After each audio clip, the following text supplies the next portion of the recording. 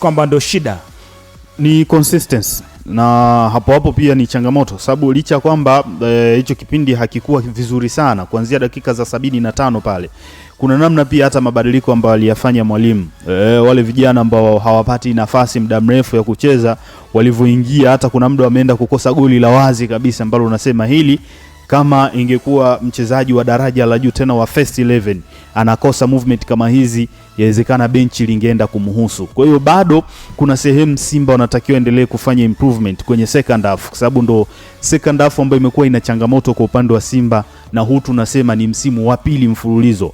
Msimu uliopita ilikuwa the same, tuliona hata namna ambavyo kimataifa alikuwa anafanikiwa first half.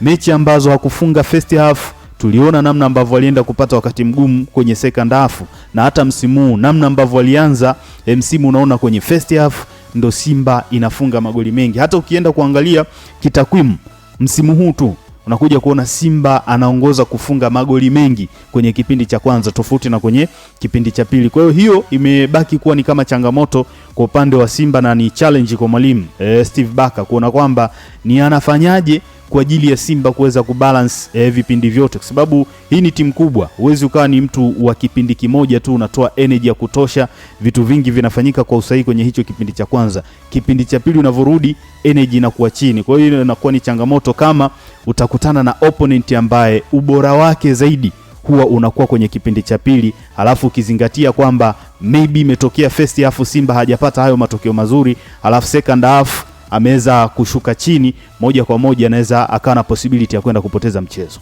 Inabidi tuone kama ni tatizo kwa mnyama Simba.